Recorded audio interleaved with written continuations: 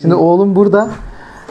Oğlum baba diyor önün diyor çok boş kaldı diyor. Ben sana kuru yemiş falan getireyim mi diyor. Alışık değil çocuklar böyle boş masaya.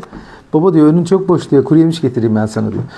Efendim Allah'ın selameti, rahmeti, bereketi üzerimize olsun diyerek bugünkü yayınımızı başlatmak istiyorum. İnşallah sürçülisan etmeyiz. İnşallah sizin en önemli şey biliyorsunuz insanın zamanı, insanın vakti. İnşallah sizin vaktinizi aldığımıza değer, karşılığını veririz. Ali Osman Hocam birkaç dakikaya burada olacaklar. Ben o birkaç dakikayı da idare edeceğim. Çok teşekkür ediyorum. Sağ olun güzel temennileriniz için. Dediğim gibi bugün birkaç tane eleştiri aldım. Benim çok sevdiğim Nermin ablam var. İyi akşamlar Nilgün Hanım. Nilgün Hanım bir şey yazıyordunuz. Ali Bey ilgilensin mi dediniz? Yazılımcı mı kendisi? Yani telefonu uzaklaştırabilirim biraz. İşte biraz telefonu uzaklaştırayım. Tamam. İşte tamam uzaklaştırdım. Peki. Biraz telefonu uzaklaştır dediler. Uzaklaştırdım. Bir de bugün işte Nermin ablam biraz gül dedi. Sen aslında dedi çok güler yüzlü birisin dedi. Yayınlarda böyle somurtuk çıkıyorsun dedi. Ama bugün çok ciddi bir konu konuşacağız. O yüzden de biraz böyle asık suratlı olmam çok da. Ali Bey'e haber vereyim mi yazmıştım. Ali Bey'in haberi var. Nilgün Hanım.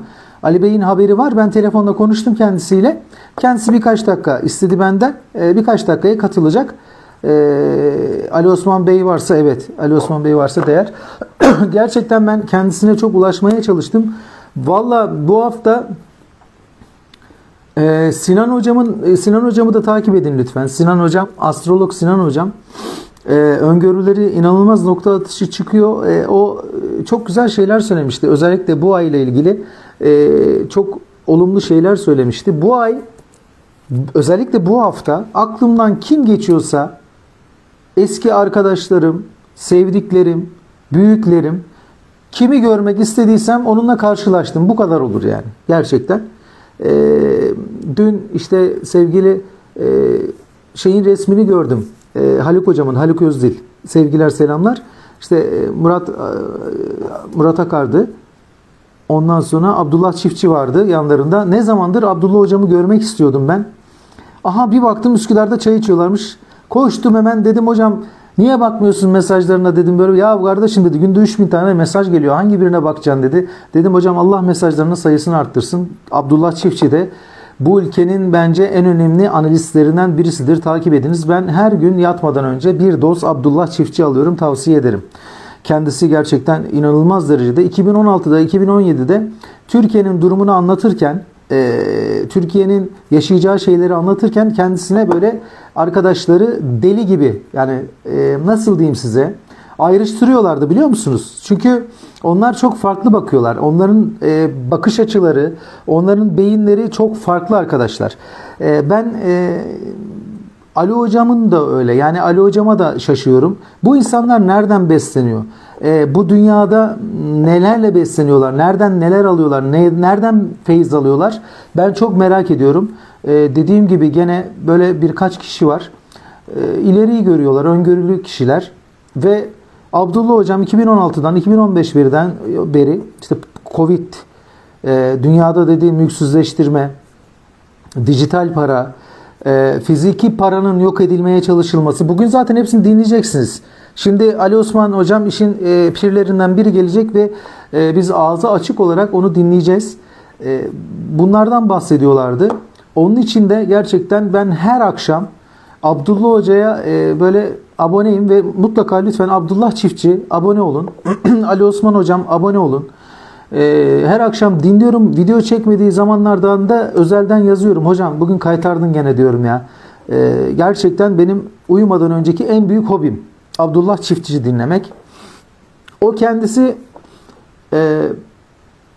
mesela olacak olayları, Türkiye'de olacak olayları ben birkaç ay öncesinden tahmin edebiliyorum artık. Niye? Çünkü istemeden kaydedeceğim inşallah yayını. İstemeden siz de bu bilgilere maruz kalıyorsunuz. Abdullah hocam anlatıyor. Sonra o anlattığı şeyler Ali Bey'in bilgileriyle harmanlandık. Ona minnettarız. Evet gerçekten Ali Bey de çok güzel bir oluşum kurmuş. Zaten şimdi Ali hocam da katıldı. İşte Abdullah Hocam da öyle, Abdullah Çiftçi de öyle. O bilgilerle harmanlandığınız zaman ne oluyor? Bu sefer onun gibi düşünmeye başlıyorsunuz. Ve Ali Hocam'ı çok takdir ediyorum. Kendisi çok büyük kalabalıklara hitap ediyor. İnsanların içine giriyor. Instagram'ına bakıyorum. İşte Antalya'ya giderken Düzce'ye uğruyor. Birileriyle yemek yiyor, kahvaltı ediyor. Her evin ailesinden bir bireyi gibi olmuş artık. Kendisi de katıldı. Hemen bakıyorum ben buraya. Davet, katılma isteği gönderirse ben alacağım. Ali Hocam katılma isteği gönderirseniz daha fazla izleyenleri bekletmeyeyim ben. Biraz böyle konuştum. Böyle bir hasbihal ettik. Ama onlar artık sizi dinlemeyi bekliyorlar. Hemen geldi katılma isteği. Ali Osman Hocam'ın, kabul ediyorum. Birkaç kelam etmeye çalıştım. Şimdi işin uzmanından. Yeni dünya düzeni ve bize neler dayatılmak isteniyor? Nasıl mülksüzleştirmek isteniyoruz? Nasıl elimizdeki işte altındır, normal kağıt paranın elimizden alınmaya çalışıldığını kendisi çok çok daha iyi anlatacak. Nelerle bize böyle dayatmalar yapıldığını kendisi şimdi bize anlatacak. Ben kabul ettim ama tekrar ettim. Tekrar ettim. Böyle Instagram'da bu ara böyle şeyler oluyor. Evet. Siz de sorularınızı sorabilirsiniz ama sorular bazen o kadar yoğun geldiğinde dikkatler dağılıyor. Bazen yorumları böyle hani kapatmamı istiyor konuklar. Eğer Ali Osman Hocam yorumlardan sıkılmazsa yorumlar kalabilir. Ben sizin sorularınızı da iletmeye çalışırım kendisine. Ben katılma isteğini kabul ettim ama niye bağlantıya giremiyoruz anlamadım. Kabul et. Katılamıyor. Kabul et. Canlı yayına geç. Bakıyorum.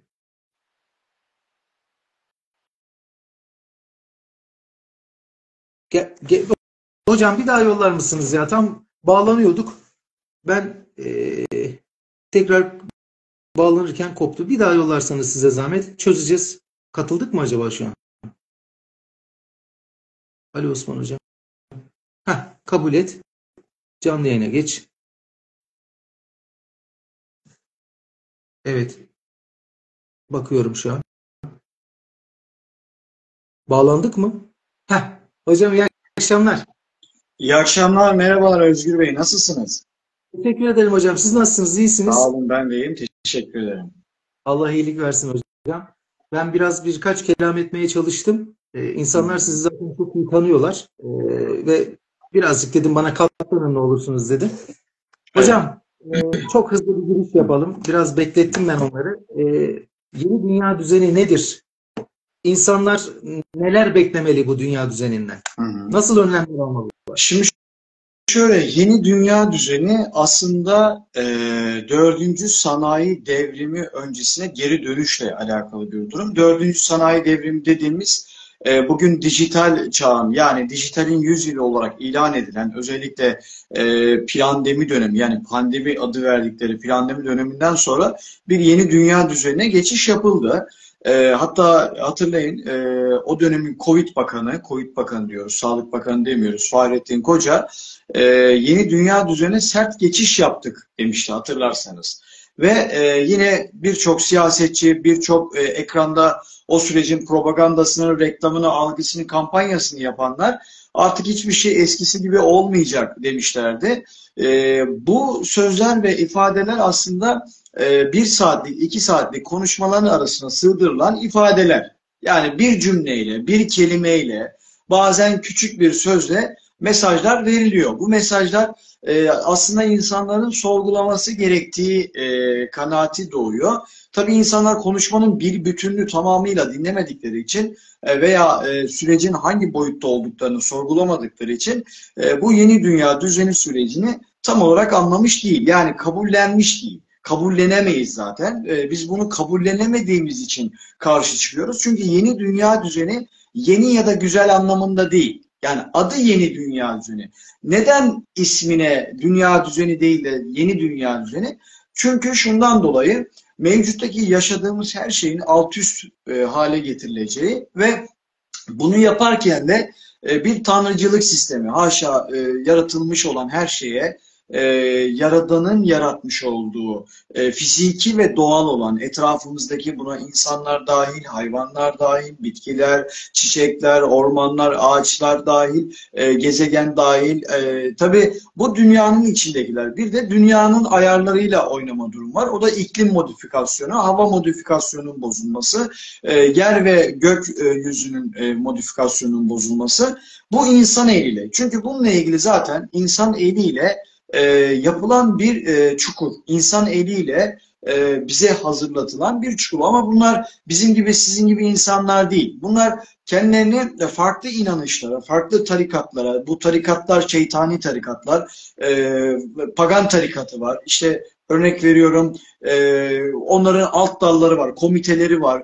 Bu komitelerin üst yapıları var. Ama hepsinin bulunduğu ana çatı Roma Kulübü'dür. Roma Kulübü kendi arasında da Birleşmiş Milletler, Dünya Sağlık Örgütü gibi isimlerle resmi olarak gözüken, kurumsal bir örgüt gibi gözüken ama aslında bir terör yapılanması, bir sağlık terörü, bir gıda terörü, bir enerji terörü, bir iletişim terörü, bir toprağı yok etmek isteyen, insan nüfusunu düşürmek isteyen bir terör örgütü. Yani bugün terör örgütü sadece silahla olmaz, sadece kurşunlu olmaz.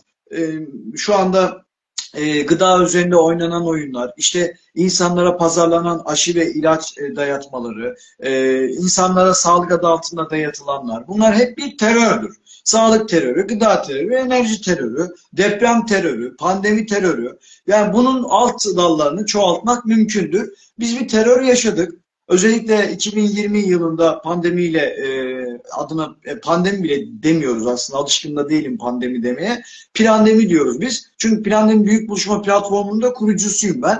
O dönemler Plandemi ismini resmi literatüre valilik ve kaymakamlık olsun, bakanlık olsun, miting izinleri alırken, miting başvuruları yaparken ben pandemi ismini hiç kullanmadım. Plandemi ismini kullandım. Çünkü bir planlı ve bu planların devamı vardı. Nasıl devam vardı? Şimdi mesela örnek veriyorum. Ben bu kitabı her yerde gösteriyorum ama sizin de görmeniz önemli. Mesela bu pandemi döneminde çıkarılmış bir kitaptı. Bu Klaus Schwab'ın yazdığı bir kitap. Bakın burada yazıyor zaten. Bu The Great Reset. Yani bugün sosyal medya fenomenleri olan, bu süreci anlatan kişiler, sayfalar Great Reset diye bahsettiği, büyük sıfırlama diye bahsettiği kitap bu aslında. Yani bunun içeriği Türkiye'de herkeste yok ama ben bunu yurt dışından getirttirdim ve Türkçe'ye çevirdim. Bunu okuduğumda şunu gördüm. Yani Covid-19 dedikleri planın, sürecin, bu tiyatronun aslında bir başlangıç olduğunu, bir fragman olduğunu, bunun devamının geleceğini, bunun devamının da iklim üzerinden geleceğini yazıyor. Diyor ki burada mesela biz maskelerle havanın karbon emisyonunu, insanların nefesini, ağızlarını kapatarak itaat ve kontrol düzeninin bize uyum sağlayıp sağlayamadıklarını, ne kadar uzun uyum sağlıyorlar, ne kadar itaat ediyorlar, ne kadar bizim getirdiğimiz sisteme biat ediyorlar, ne kadar korkuya kapılıyorlar, algıya ve reklama kapılıyorlar.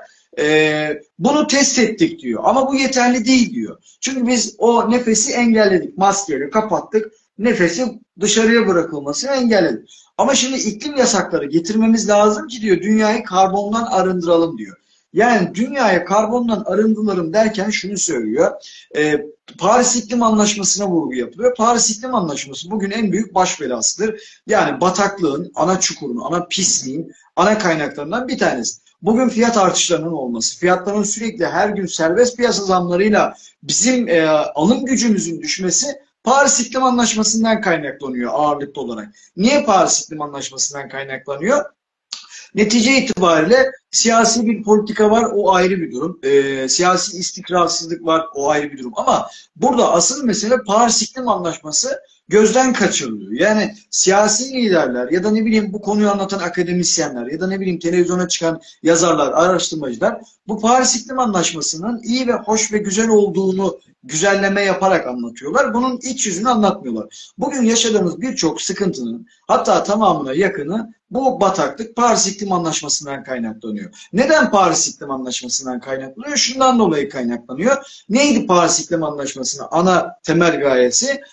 Küresel ısınma, yani sıcaklık artışını, dünyadaki atmosferin sıcaklık artışını 1,5 santigrat dereceye düşürmek ya da sabitlemek veya 2 derecenin altında tutmak gibi Yani bu bilimsel olarak bir kere mümkün değil. Çünkü dünya kapalı bir tencere değildir. Kapalı bir kutu değildir. Bir evin dairesi gibi değildir. Bir evin içerisindeki sıcaklık gibi değildir. Gök kubbenin önü açıktır. Yani siz sıcaklığı sabit tutamazsınız. Güneşi elle tutamazsınız. Güneşe elle dokunamazsınız. Haliyle bu sıcaklık artışını da 1,5 santigrat dereceye düşüremeyeceğiniz için, böyle bir durum olmadığı için hava bazen soğuk bazen sıcak olur. Ama burada iklimle oynayarak, iklim modifikasyonunu bozarak gerçekten bir iklim krizi varmış algısı oluşturuyorlar. Gerçekten bir küresel ısınma varmış gibi yutturuyorlar. Hayır, böyle bir tiyatro yok. Yani böyle bir oyun yok. Böyle bir gerçekte zeminde bilimsel anlamda böyle bir durum mümkün değil. Çünkü siz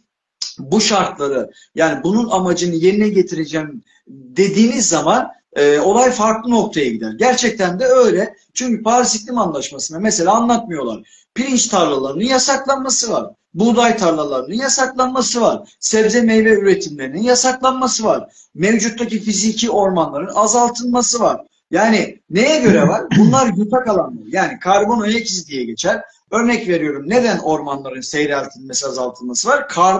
Orman ayak izi diye bir iz vardır. Tarımsal alanlarda da tarım sahası ayak izi vardır. Balık ve tavuklarla ilgili de balıkçılık sahası ve kümes hayvanları azaltım sahası vardır. Yani bunlar bazı isimler adı altında sunuluyor. Fakat tabii içerikte de insanlar şunu göremiyorlar. Yani ben senin gıdanı yok edeceğim, hayvanını yok edeceğim, bitkini yasaklayacağım, şunu yapacağım, bunu yapacağım diye bu şekilde açık bir ifadeyle yazmıyor zaten. Bu belli başlı kelimelerin altına sığdırarak, mesela hayvanların gazı. Neye girer o? Metan gazına girer. Örnek veriyorum, bindiğiniz arabaların gazı neye girer? Fosil yakıtlara girer. Topraktan gelen ürünler neye girer? Sera gazı emisyonlarına girer. Peki sizin faaliyetleriniz, insan olarak yaşamınız, adım attığınız, gezdiğiniz, gördüğünüz, dokunduğunuz, temas ettiğiniz, düğünleriniz, cenazeleriniz veya artık aklınıza ne geliyorsa, camiye gidiyorsan camiye, kiliseye gidiyorsan kiliseye, avraya gidiyorsan avraya, okula gidiyorsan okul.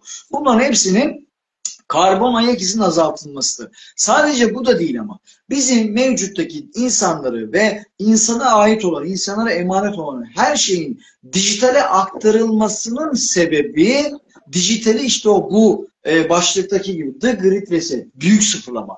İşte dijitale her şey aktarılacak. Tapular, mülkler, sizin kimlik bilgileriniz, şifreleriniz, hayatınız, kişisel bilgileriniz, varlığınız, fiziki olan her şeyiniz, işte fiziki olanın yerine ne yapıyorlar? Yapay olanlarını karşımıza dikiyorlar. Yani gerçekte ve fiziki olarak bizim dokunduğumuz, temas ettiğimiz, elle tuttuğumuz, sarıldığımız her şeyi koparıp dijitali bir, yani erişemediğin, dokunamadığın. Çünkü dijitale... Burada çok özür dilerim, lafınızı kestim. Burada bir şey sormak istiyorum hocam. Trump seçildikten sonra Dünya Sağlık Örgütü'nden çıkması bazı şeyleri, dengeleri değiştirdi diyebilir miyiz?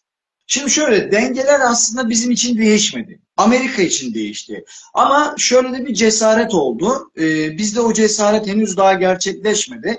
Arjantin mesela Trump'ın tavrından dolayı iklim zirvesine katılmak, iklim zırvası diyoruz ona, katılmaktan vazgeçti ve Paris İklim Anlaşması'nı uygulamayacağını açıkladı Arjantin Devlet Başkanı. İşte Danimarka'da yine aynı durum söz konusu. Fransa'da tam manasıyla bu anlaşma yürürlüğe konulamadı. Çünkü Trump'ın gelişi sadece bir siyasi bir değişim olmadı. Çünkü Trump'ın 2020'nin sonunda indirilmesinin sebebi de Paris İklim Anlaşması'ndan ve Dünya Sağlık Örgütü'nün Covid politikalarına aykırı davranmasına ilişkin görevden alınmıştı. Çünkü başka bir şeyi yoktu. Ama emperyalizm her zaman için anlayışı değişmez. Sadece küresel politikalara karşı dik duruş olduğu için bizde de bir sevinç oluşturmuştu. Ama bu sevinç, baktık ki Türkiye'de bir canlılık, bir kıpırdama yok. Dünya Sağlık Örgütü'nün 4. ofis açıldı mesela Türkiye'ye.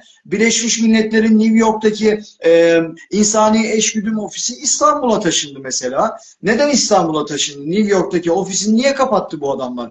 Bunlar aslında sorgulanması lazım. Ya adam duruyor, Amerika'dan, New York'tan geliyor, Türkiye'ye şube açıyor.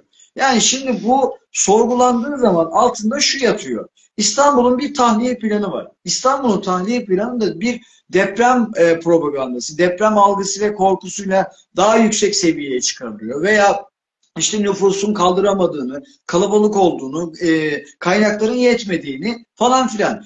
Madem böyle bir düşünceniz vardı, madem böyle bir niyetiniz vardı, neden herkesi büyük şehirlere yığdınız? Neden köyleri büyük şehirlere bağlayıp da köy statüsünden kaldırıp mahalle statüsüne geçtiniz? Sorgulanacak o kadar çok şey var ki. Trump mesela dedi ki biz Amerika'nın sağlığı için bu kararları alıyoruz dedi. Türkiye'nin sağlığı için değil ya da dünyada diğer anlaşmaları imzalayan ülkeler için değil. Çünkü bizim anlaşmamız, bizim imzaladığımız bizi bağlıyor. Onların imzaladığı onları bağlıyor. Amerika'daki değişim aslında Trump'ın gelmesi bizimkilere bir cesaret olması gerekiyordu. Yani evet bak Trump bile çıkıyor ben niye çıkmayayım ki?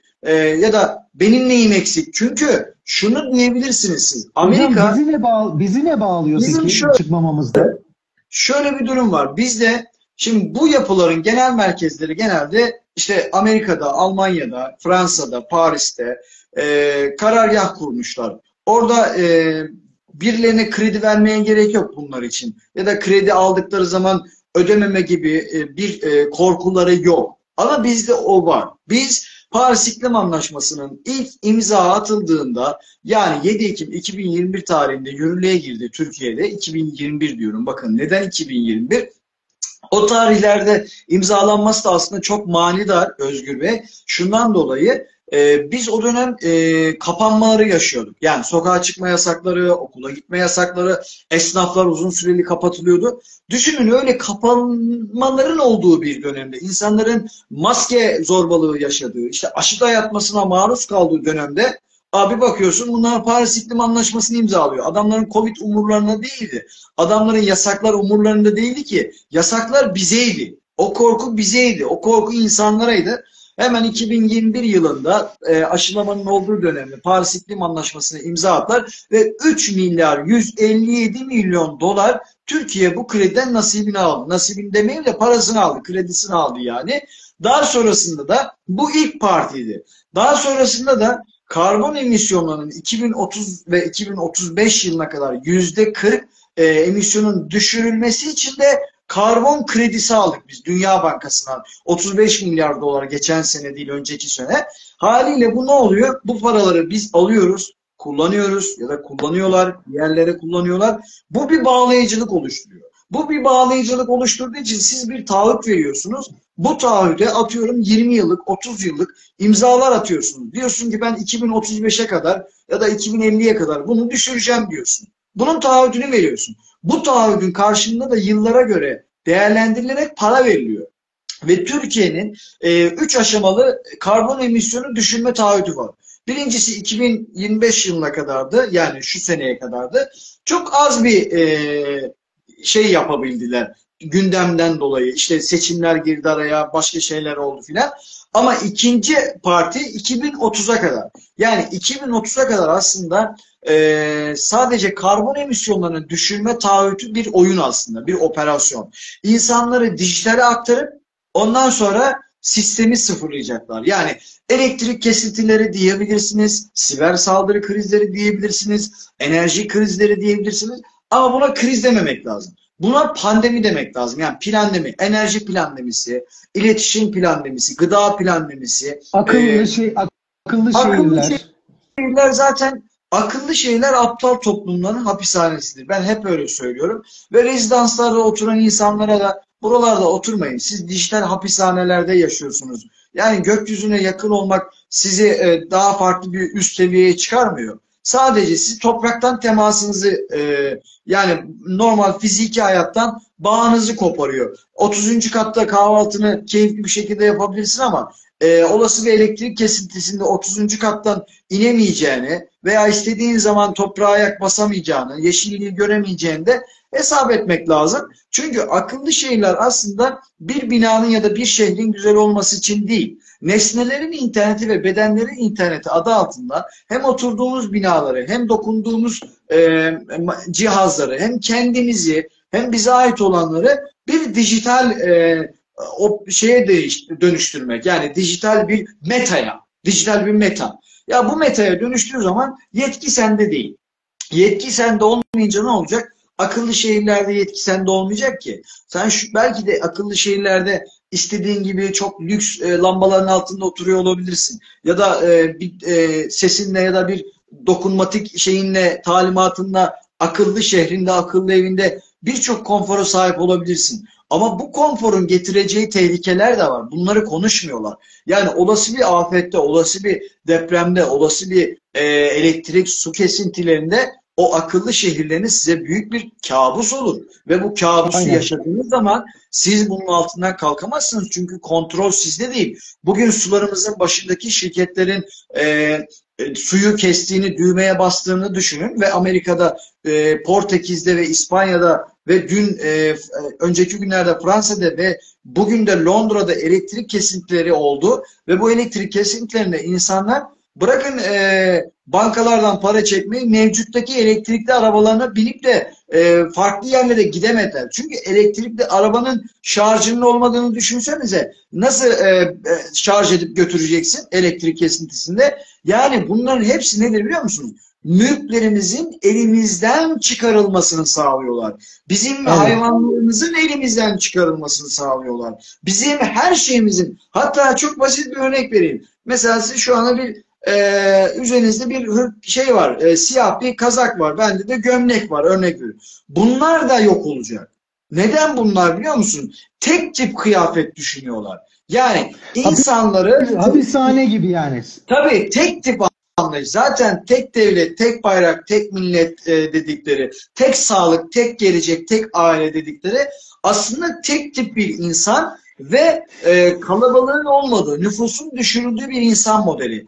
Ben size başka bir şey söyleyeyim bununla alakalı. Benim okuduğum belgelerde, bilgilerde ve gördüğüm anlaşmaların detaylarında kıyafetlerin de yasaklanacağı geçiyor. Neden kıyafetler yasaklanacak, ne alaka diyebilirsiniz. Şundan dolayı tekstil dünyada ve Türkiye bir tekstil ülkesidir. Tekstilimiz bizim meşhurdur. Denizli'de, Bursa'da, Trakya'da her yerde tekstil fabrikalarımız vardır. Gaziantep'te, Konya'da. Tekstil suyu çok sever. Yani siz kıyafeti bu hale getirebilmeniz için, şu gömleği bu hale getirebilmeniz için bunun boyası var, yıkaması var, dokuması var, ütüsü var. Eskitmesi var. Tabii her şey var. Yani tekstil fabrikalarının atölyelerinde çalışanlar bunları iyi bilirler. Çok detaya girmeye gerek yok. Yani tekstilde su çok fazla harcanıyor diye tekstile bir kere sonlandıracaklar. Yani her şeyi suya bağlayacaklar aslında. Elektriği de suya bağlayacaklar. Yani su olmadığı zaman elektrik çalışmaz ki. Siz bugün insanları elektrikli arabalara yönlendiriyorsunuz. Ama bir taraftan da diyorsunuz ki su yok, su kriz var, suyu yasaklayacağız diyorsun. Mübarek, suyu yasakladığın zaman elektriği nasıl vereceksin? Elektrikli arabayı nasıl çalıştıracaksın? Çok Aynen pardon. öyle. Çünkü elektrik neyden üretiliyor? Sudan üretiliyor. Peki elektrik neyden üretiliyor? Fosil yakıtlardan üretiliyor. Yani sizin elektriğinizin %70'i, %80'i doğalgaz, işte fosil yakıtlardan üretiliyor ve aynı zamanda sudan üretiliyor.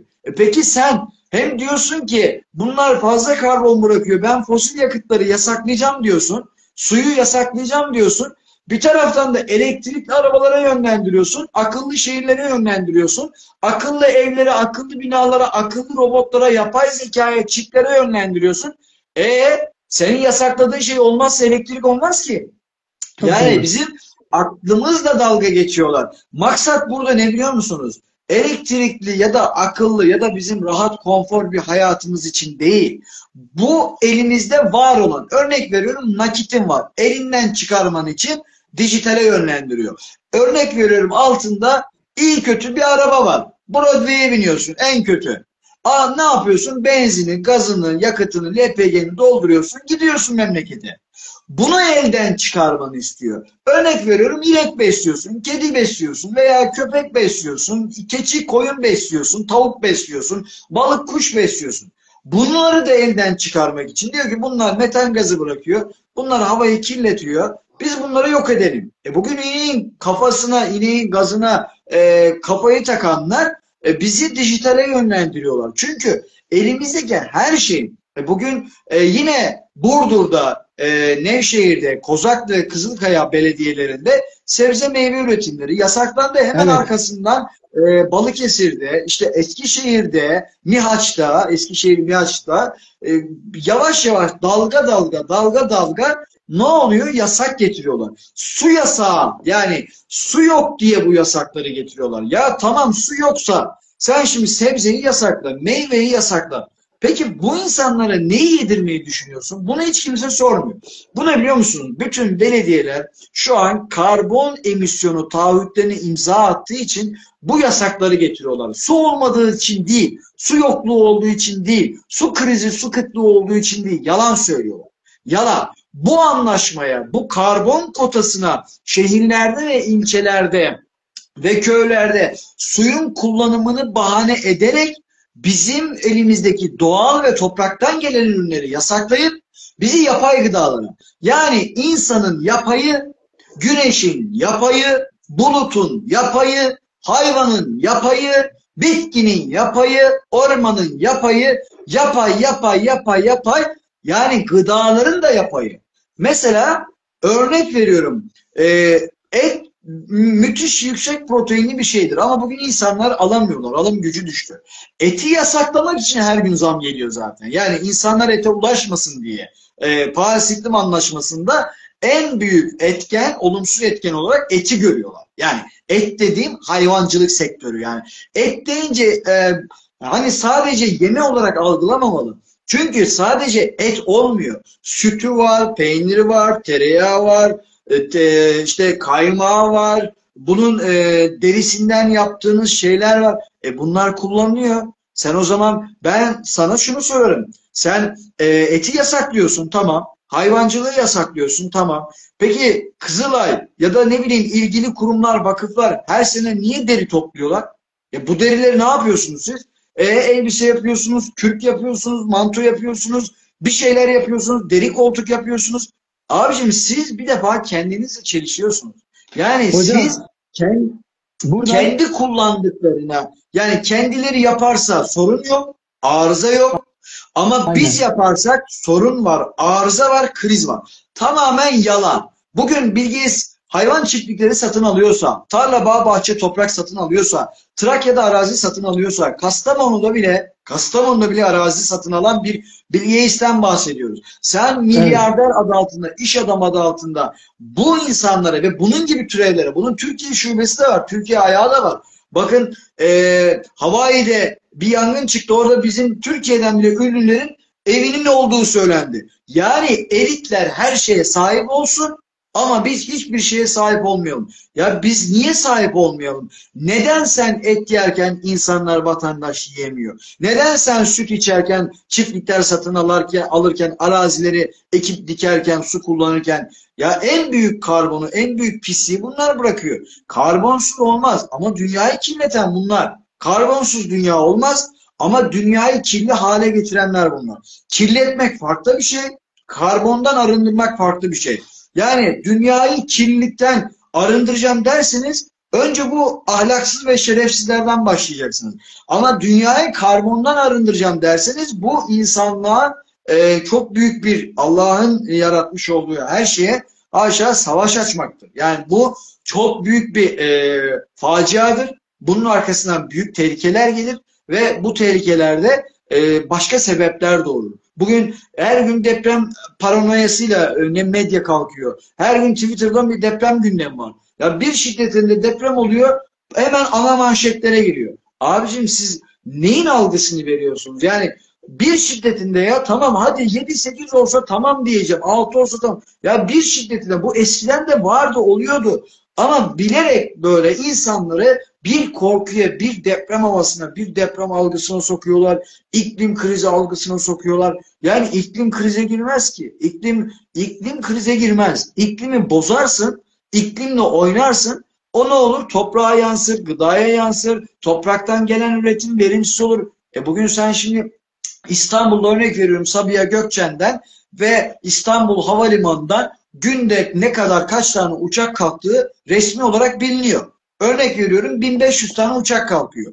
Ama İstanbul'un semalarında neden 1700 tane uçak hareket halinde. Örnek veriyorum. Yani geriye kalan 200 uçak ne? Bunların akıbeti ne? Bakıyorsunuz bu uçaklar kargo uçağı ya da chemtrails uçağı veya meteoroloji uçağı. Yani güneşi, bakın İngiltere bundan bir hafta önce şöyle bir karar aldı ve bununla alakalı bir finansman ayıracağını duyurdu. Isınmayı, yani küresel sıcaklığı düşürmek için güneşi perdeleme, yani güneşi gölgeleme, güneşi toz bulutuyla perdeleme. Amaç ne? Gaye ne? Sıcaklığı düşürmek. Bu ne oluyor? Havayı bozuyor işte. Çünkü sen doğal güneşin, yani toprağın alması gereken güneşi engelliyorsun. Haliyle yağmuru da engelliyorsun. Haliyle doğal olan yağmuru da engelliyorsun. Yağmur yağdığı zaman ne oluyor? Havaya bıraktığın o toz, tebeşir, o güneşin önünü perdeleyeceğim diye bıraktığın toz ve kimyasal ne yazık ki bizim toprağımıza ve suyumuza akıyor ve ondan sonra ne oluyor? Bizim yediklerimiz pestisit adı altında. İnsanlar öksürük, tıksırık, aksırık, nezle, ağaçlar verimsiz oluyor, meyveler yanıyor, işte bilmem ne oluyor. Bunlar oluyor işte. İşte iklim kanunu ya da iklim değişikliği bakanlığını bu yüzden bu kılıfla getirirler. Çünkü önce iklimle oynuyorlar, bozuyorlar. Sonra diyorlar ki bak biz bakanlığını kurduk. Türkiye'de Çevre Şehircilik Bakanlığı 2021 yılında, bakın 2021 yılında Paris İklim Anlaşması imzalandıktan sonra ismi değişti. Para aldıktan sonra. O zaman şunu sormak lazım. Neden para almadan önce bu isim değiştirmediniz? O zaman yok muydu iklim krizi? Ya da niye o zamanlar böyle bir gündem çok fazla yoktu? İklim kanunu gündemi, iklim gündemleri bilmem neler. Çünkü iklim değişikliği bakanlığı dediğiniz bakanlık aslında bozulan iklimi elleriyle bu küresel sermayenin bozduğu havayı, doğayı, toprağı güzelleştireceğiz algısıyla daha yeşil bir dünya, yeşil bir enerji, yeşil bir çevre. Bunun Türkiye'nin ihtiyacı yok ki. Türkiye zaten yeşil bir bölge. Türkiye zaten yeşil cennetli bir ülke. Ama sen bunu yeşilden yeşilsizliğe dönüştürürsen, betona dönüştürürsen, gölleşmeden çölleşmeye dönüştürürsen elbette bir iklim krizi algısı yutturursun. Ona rağmen yok. Çünkü Türkiye'nin ormanları dünyada yok. En güzel endemik bitkiler bizdedir. En güzel sera bitkileri bizdedir. En güzel meyve, envai çeşit her şey bizde. Karadeniz'e girin apayrı bir nimet vardır. Akdeniz'e gidin apayrı bir nimet vardır. Ordu'ya gidin her bahçede fındık vardır. Antalya'ya gidin her bahçede muz vardır. Yani Türkiye'nin zaten buna ihtiyacı yok. Türkiye'nin karbondan arındırılma denilen bir operasyona ihtiyacı yok ki. Türkiye karbondan arındırma bir kılıf aslında. Karbondan arındıramazsınız siz.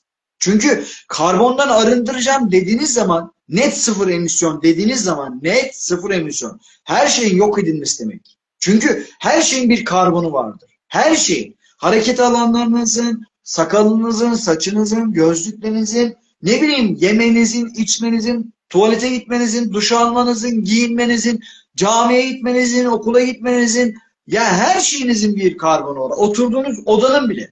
Mesela koltukta oturuyorum. Bunu da yasaklayacak. Yani insanların evlerine akıllı sayaçlar takılıyor. Bu akıllı sayaçlarla insanların karbon kotalarıyla birleştirilerek karbon puanlama sistemiyle entegre edilecek Özgür Bey. İşte bu karbondan arındırma operasyonu insanları dijitale aktarıp sonra elinde avucundaki her şeyi yok etmek. Dijitale erişilemez bir hale getirmek. Bu. Bütün amaç bu. Ben burada feryat eden bir insan görüyorum ve gerçekten nefesinin sonuna kadar da bunu sürdürebilecek bir enerji görüyorum. Ali Osman Hocam sizde. Arkadaşlarımız da buraya yazıyorlar. Hocam biz ne yapabiliriz? Bu yayını kaydedin lütfen. Bu yayını kaydedeceğim. Bu yayını kaydedeceğim de sizler de bu yayını paylaşın. Ben Ali Osman Hocam'ı uzun süredir takip ediyorum. Fakat ne hikmetse Türkiye'de bazı enteresan durumlar oluyor. Yani saçma sapan bir şarkı söyleyen insanlara bakıyorsunuz öyle takipçiler var ama Ali Osman Hocam bu tarz özellikle insanların uyanışa sevk eden insanların önü kesiliyor. Hocam tehdit alıyor musunuz? Bu çok merak ettiğim bir konu. 2, aşı oldunuz mu? Bu da merak ettiğim bir şey. Onun dışında hocam siz Nasıl finanse ediyorsunuz? İlden ile gidiyorsunuz. Nasıl yapıyorsunuz bu işi? Bir de şunu soracağım. Aklınızda tutabilirseniz. Siz nasıl böyle aydınlandınız? Bunları nasıl gördünüz? Yani çok özür dilerim. Çok genç bir insan var. Pırıl pırıl bir insan var. Gözlerinden ateş fışkıran ve o enerjisini ya uyanın arkadaşım lütfen hadi artık beraber koşalım diyen bir insan var burada. Ben kendimden şu an utanıyorum. Ben 47 yaşındayım. Ne diyorum? Ben neden bu yaşta? Kaç yaşındasınız hocam? Kalı gösteriyorum. Ya çok yani 33, 34. 38 bitti. Maşallah maşallah. Ya 38 yaşında ben şort giyiyordum falan filan yani. Hani öyle hissediyorum kendimi. Yani ben 38 yaşında bunları düşünmüyordum. İşte bir rızık telaşımız vardı. Biraz önce dediniz ya hayvansal gıdalar, deriler onlar. Hocam ben önce müzisyenim. Sayfamda gördüğünüzü bilmiyorum. Ben deri el sanatlarıyla uğraşıyorum. Üsküdar'da bir atölyem var. İnşallah bir gün ağırlarım. Deri çantalar. Ciddi misiniz? Kuyumcular Çarşısı'ndayım. Ben 2 numarada beklerim. Tamam hocam. Sizin dükkanınız, benim dükkanım sizin dükkanınız. Her zaman beklerim. Kuyumcular Çarşısı 2 numara. Hocam ben el işleriyle uğraşıyorum. Geleneksel sanatlar. Yarın öbür gün bunun yapay eğitim gelmesi demek bir sektörün bir taneye kapanması demek. Mesela el sanatları bitti. Deri bitti. Hayvancılık bitti. Hollanda'dan başladılar. Yok karbon bilmem ne, inekler bilmem ne falan filan oluyormuş da metan gazıymış da şuymuş da buymuş da. Yani hocam aşı oldunuz mu? Nereden aldınız bu feyzi, bu birikimi? Sizi kim yönlendirdi? Kendiniz nasıl bu kadar finanse edebiliyorsunuz? Bunları bir cevaplarsak çok merak ediyorlar. Çok soru var. Şimdi şöyle söyleyeyim. Bizi kimse yönlendirmedi. Yani bazı insanların kalbi duygularıyla akli duyguları birleşir. Yani bu kişinin iç dünyasıyla alakalı bir durumdur. Yani bazen bazı şeyleri şuurunda ve bilincinde hareket ettiğiniz zaman kafanıza bir çakra, bir ışık, bir şimşek çakar. Biz bu pandemi dönemi dediğimiz süreçten önce de ben araştırmacı gazetecilik yapıyorum bazı gazetelerde. Geçmişe yönelik haberlerim de vardır. Adli muhabirliği de yaptım bir dönem. Sokak muhabirliği diyelim ona. Olay araştırma. Biz o dönemde zaten hani mesleğin de vermiş olduğu bir araştırma olduğu için dünyada olup biten şeylere de bakıyorduk. Ben ilk bu süreçte Elazığ depremi olmuştu. Daha ortada Covid yoktu. Hatırlayın. Ondan 3-4 ay önceydi. Sağlık Bakanı oraya gitmişti, Fahrettin Koca. Orada demişti ki zaten o Çin'deki görüntüleri ben izlediğimde dedim bunlar bir operasyon çekecekler belli ki. Çünkü bütün dünyaya servis ettiler. Normalde Çin'de olan her görüntü bize yansımaz. Ama o görüntüyü bütün dünyaya servis ettiler. Ben orada dedim ki bunlar büyük ihtimalle bir oyun çevirecekler. Çünkü Çin'de bir sürü olay oluyor. Çin'de her şey mümkün. Çünkü Çin dünyanın en kalabalık şehri ve bazı bölgeleri pilot olarak kullanıyor. Laboratuvarların çoğu da orada var, onu da biliyorum. Yani Dünya Sağlık Örgütü'nün bazı laboratuvarları orada. Bazıları Ukrayna'da, bazıları Almanya'da. Bu 3 ana karargahı kullanıyorlar. Orada Çin'deki görüntüler ortaya çıktıktan sonra ben zaten orada bir işkillendim. Aradan 1 ya da 1,5 ay sonra Sağlık Bakanı Elazığ'a gittiğinde dedi ki dünyadaki o işte bütün mikrofonlar Fahrettin Koca'ya depremi değil de bakın çok enteresan depremi değil orada şeyi sordular. Sağlık Bakanı'nın oraya gitmesi de bana çok garip gelmişti. Orada Çin'deki görüntüleri sordular. Bize de gelecek mi edecek mi diye. Şunu demişti. Bizde henüz bir vaka görülmedi ama bu görülmeyecek anlamına gelmez. O hazırlıklı olmak lazım sürpriz gibi bir şey demişti. Orada dedik yani biz bu süreç Türkiye'ye gelecek ve dünyaya gelecek böyle bir operasyon var. Ondan sonra biz Ocak-Şubat ayında Mart ayında yavaş yavaş bunu medyada ısıttılar Şubat'tan itibaren. Biz o zamanlar yayınlara başladık işte. Sayfalarımız kapatıldı. Hemen miting hazırlığı yaptık. İşte sokağa çıktık, maskesiz videolar çektik. Sakın takmayın. Bu küresel bir oyundur. İşte Marmara'ya bindik, maskesiz eylemler yaptık. Hedef gösterildik. Benim ne kendimde ne ailemde ne sülalemde aşı olan yok. Bizde 7'den 77'ye kadar herkes aşısız. Benim babaannem de dahil ebem aşısız. Hatta o dönem bizim onlar köyde yaşıyorlar annemler babamlar. Dayılarım, teyzelerim bunlar da aşı olmadılar. Akrabalarımdan aşı olan var ama birinci derecede yakınlarımdan ve birinci derecede kendi ailemden Aşı olan yok. Ben hiç olmadım. Hatta o dönemler şunu da diyorlardı bize ulaşanlar. Ya Ali Osman Bey, aşı olmuş gibi gösterebilir miyiz? Böyle bir problem var diyenlere biz hep şunu söyledik. Hayır. Aşı olmuş gibi göstermeyin kardeşim. Mücadele edin. Aşı olmamak için mücadele edin. Bir şeyleri göstermeyin. Yani bunun için tabii ki yapanlar da oldu.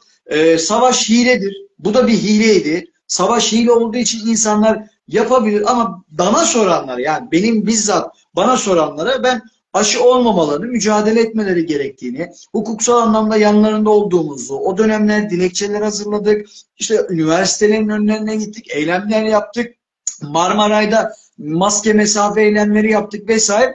Nitekim ben aşısız ve PCR testi yaptırmadan, maske takmadan bütün kurumlara girdim. Bazen zorbalıklar yaşadık, bazen eylemler yaptık, bazen sokaklarda haykırdık ama bugünlere kadar geldik. Bu bir. İkincisi, biz illere o dönemde gidiyordum ben. O dönem bizim kurulu bir işimiz, gücümüz, düzenimiz vardı zaten. Bir birikimimiz de vardı kendimize ait.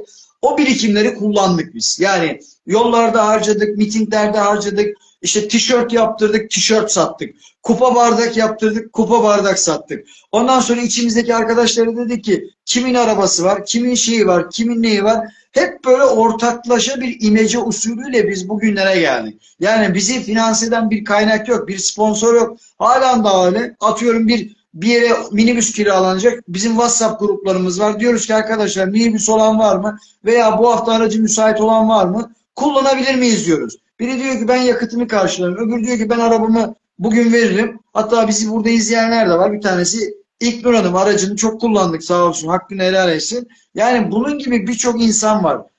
İşte Ekrem Bey vardı. Yani biz hep imece usulü. Yani siz eğer proje adamıysanız, yani proje derken bir hamle yapmak istiyorsanız, ben küçüklüğümde, çocukluğumda çıraklık da yaptım. Yani analitik zeka dedikleri o çabuk el çabukluğu denilen zekaya hemen böyle harekete geçirme olanağımız olabiliyor, Allah vergisi.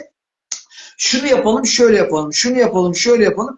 Böyle kısa paslaşmalarla çözüm ürettik ve bugünlere kadar geldik. Yani illa bir şeyin çok zengin olmanıza gerek yok ya da birilerinin sponsor olmasına gerek yok ki. Yani siz eğer ekip ruhu kurabiliyorsanız, herkese bir görevlendirme yapabiliyorsanız siz zaten sponsor olmadan bir şeyleri yapıyorsunuz. Ha, zorlanıyor muyuz? Zorlanıyoruz. Keşke imkanım olsa, keşke sponsorum olsa 81 ilin tamamını tamamlayabilsem. Ama ben daha 45-50 ili tamamlayabildim. Keşke bütün illeri tamamlayabilsem. Keşke bütün ilçelere gidebilsem, haykırabilsem. Ona rağmen gidiyoruz, meydanlarda anlatıyoruz, bağırıyoruz, çağırıyoruz, broşürler dağıtıyoruz. O broşürlere bak, mesela bu hafta broşür bastırdık. Matbaanın ücretini ödeyememiştik. Sağ olsun içimizden bir arkadaş ben öderim dedi. Hemen arkasından bir broşür daha bastırdık. Yani o broşürleri ne yapıyoruz? İnsanlara anlatıyoruz. Size anlattıklarımı kısa. İşte kitap bastırdık. Benim 2 tane kitabım var bu arada. Bir sene hiç yatmadan kalkmadan kitap yazdım. Bir tanesi bu. Bir de Deccal'in Postalı var. Yani her ikisi de nereden baksanız 1000 sayfalık. Bu kitaplardaki geliri ben şu an bu sürece harcıyorum. Yani buna kullanıyorum yani. Normalde harcamamam gerekiyor. Yani bana bir ekstradan bir makam mevki, siyasete de girmiş bir insan değilim. Siyasi çalışmam da yok. Bir partide kurmadım. Başında neysem şu anda da o konumdayım. Yani başındaki sürece nasıl başladıysam, bazı arkadaşlar bu süreçten sonra parti kurdular, oluşum oldular ama biz bunu tercih etmedik. Çünkü bu Hocam, süreci siyasete tüm bunlara binaen bir şey söylemek istiyorum samimiyetine istinaden. Yani çok samimi gördüğüm için.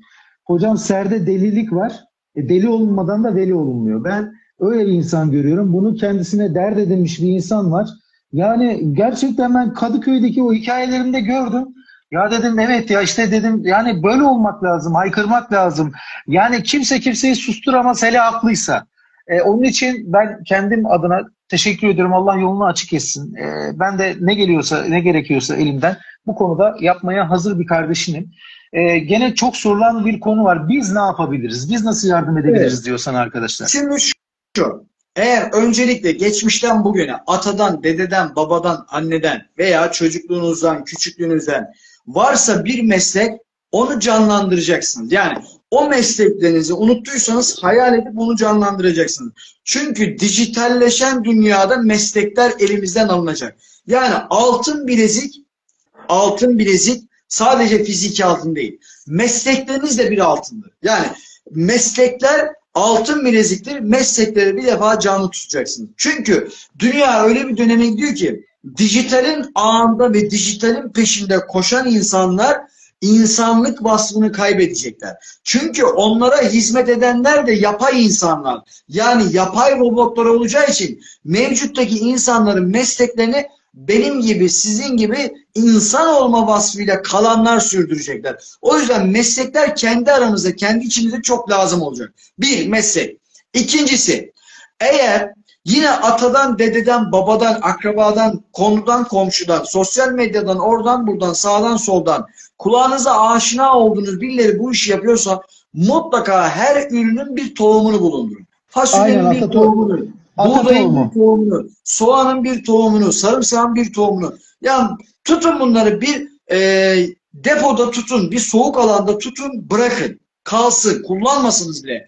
Rezidansta otursanız bile, villada otursanız bile, nerede olursanız olun tutun. Çünkü tohumlar da ortadan kaldırılacak. Yani toprağa üretim yasaklanacağı için insanlar elindeki tohumları çöpe atacaklar. İnsanları çöpe attıracaklar bunu. Bu iki. Üçüncüsü, mevcutta evinizde kitaplar varsa, eski ya da yeni fark etmez. Asla faydalandığınız bir eser varsa, özellikle kaynak, yani sizin manevi ya da maddi önemli değil. Sizi ayakta tutan kitap aklın ilacıdır.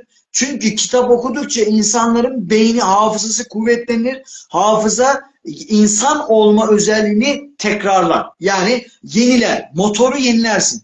Dijitale çevrilen hususlar sıfırlamayla, düğmeyle sona ereceği için kitaplarınızı asla çöpe atmayın ve kitaplarınızı kesinlikle teslim etmeyin, geri dönüşüme yollamayın. Lazım olanlar da olsun, olmayanlar da. Bu üç. Dördüncüsü, mevcutta bir fosil yakıt arabaya sahipseniz ya da bir motosiklete sahipseniz bunları da satmayın. Elden çıkarmayın. Elektrikli araba aldıysanız bunu elden çıkarın.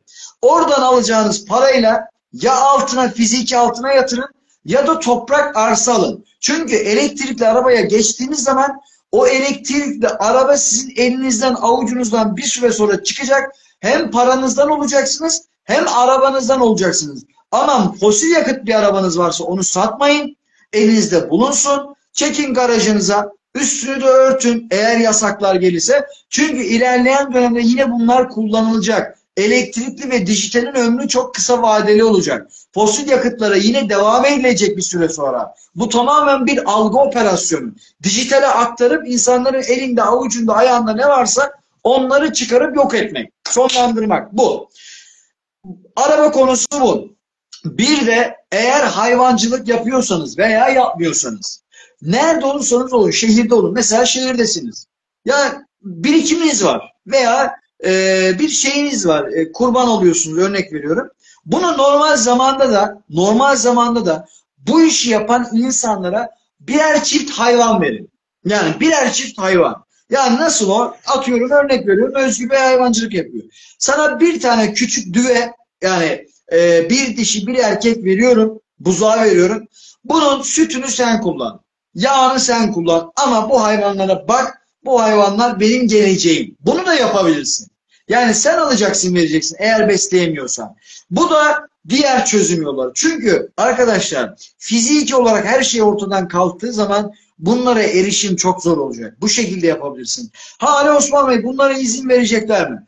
Belli bir noktaya kadar sıkacaklar ama direnip o korku ve algıya kapılmadığımız sürece bunların hepsi devam edecek. Tıpkı Amerika'daki Amishlerin yaşantısı gibi. Onlar da kanunlara uyum sağlıyorlar ama kendi yaşam standartlarını oluşturdukları için küresel sermayenin, küresel oligarşinin durumunda değiller. Yani ben kimseye şunu demem.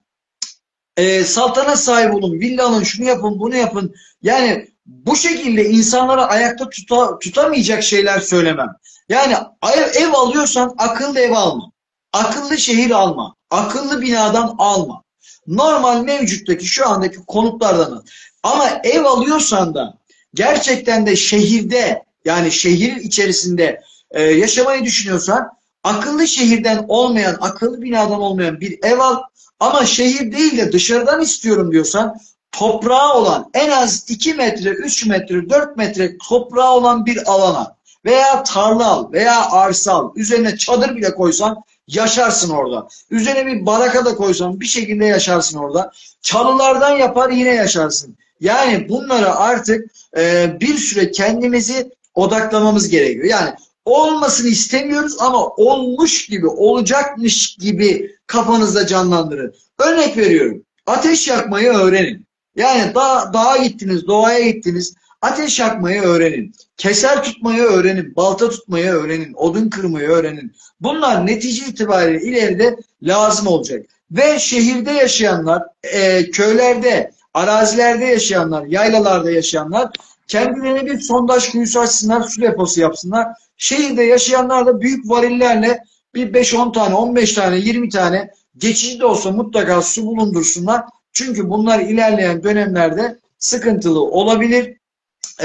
Bir diğer husus da aslında bunlara hep yer vermiştim. Sularımızın kirli olma durumu var. Yani şöyle, sanitasyon diye bir kavram var. Birleşmiş Milletler'in maddelerinden bir tanesi bu.